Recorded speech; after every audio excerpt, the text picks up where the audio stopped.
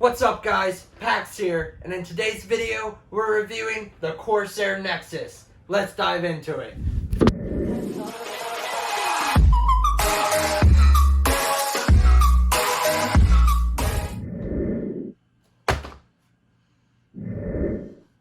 So first things first, we have our instruction manual. I'm going to tell you everything, how to get it started, what you can do with it, basic instruction manual. Next up, we have the warranty guide. There's not much to it in here. No one's ever going to read this. Next thing we have is the Nexus itself. This is a pretty short USB, which is meant to be plugged into the back of the keyboard or into the provided dock. We'll get into that in a second. Next thing we have is the dock.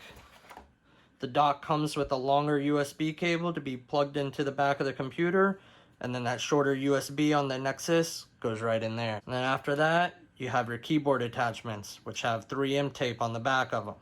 It's sleek and minimal. The only problem, I wish they would have extended this screen out so you wouldn't have such a big bezel on the sides. The dock itself is also pretty sleek looking. You have the Corsair logo right here on the back. It would look pretty good if you didn't want to put it on your keyboard. Now the Nexus is meant to be put on any Corsair keyboard, like the K95, the K70, and so forth. So they give you a bunch of different brackets depending on what keyboard you have. So today we're installing the Nexus on the back of the Corsair K95 Platinum keyboard. But if you did want to use the dock, this is how you would do it. Plug in the USB into the dock just like that. Tuck all your wires in the back in the nice slot that they provide you. And then basically, it just snaps right in, just like that. And it's very sleek. It'd be perfect to have on your desk.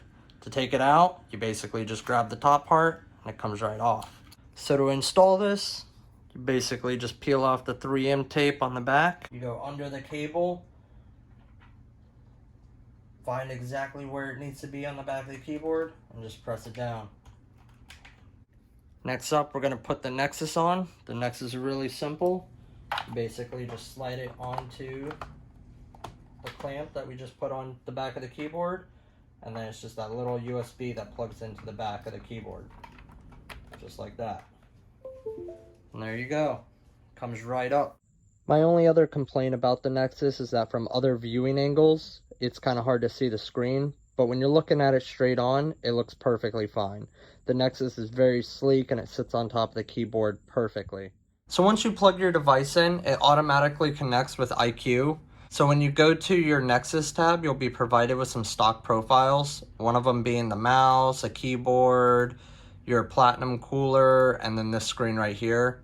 The Nexus automatically connects with any Corsair devices that you have. And with these, you can control like DPI functions, your macro keys, your lighting, volume, play pause. You can control your fan speeds, you can see temperatures, and then also you can set custom backgrounds as well. For the Nexus to work, you do have to have Windows 10 and iCUE running. You can close out of the application and iCUE will run in the background, but it has to be running for the device to work. You can even insert GIFs. So right here you can see I have wallpaper not found as a glitch effect. There's endless things you can do with this device. As you can see, I also have a screen of just temperatures and what my pump is running at and the load on my CPU. So this is very helpful. So if I'm gaming, I can just quickly glance down and see what everything's running at. So as you can see, I also have a shortcut profile. So you have Firefox, my files, my game folder, and my Steam. And you can quickly press on it and it immediately opens. So if you want to add a new page, you can click this plus icon and it adds a blank slate for you to customize. We're going to create one for Valorant just to show you guys. To create a background, you come over here to edit screen settings.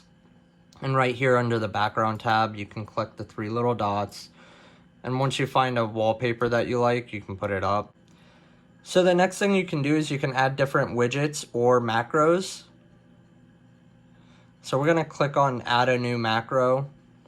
And right here you'll see you can add a new button, which will give you macros, text, media, launch applications, timer, and profile switching. Or you can go to widgets, and when we try to add a new widget, you can add like temperatures, fan speeds, what your pump is running at, load. You can even add a clock, which is pretty cool. For this demonstration, we're gonna add some macro keys. So you can either record a macro key press, or you can come right over here to remap. And for example, one of the abilities you can use in Valorant is Q. So we're gonna press Q, and then we're gonna save it. And then once you return back to this page, you'll see that this button says 1 by 1, but you can change it and it will change how big your key press will be on the display. Right here under display text, you can change the name. So we're just gonna put Q. And then you can also change the color of it. So if we want it red, yellow, blue, white, whatever you want. And then you can change the font, how big the letters are. I guess we'll go large on it. And then we can go more in depth and even do a background on that individual key. So under that you have icon, and you can change the color of the icon as well, and also the icon itself. And then after that, you just repeat the steps.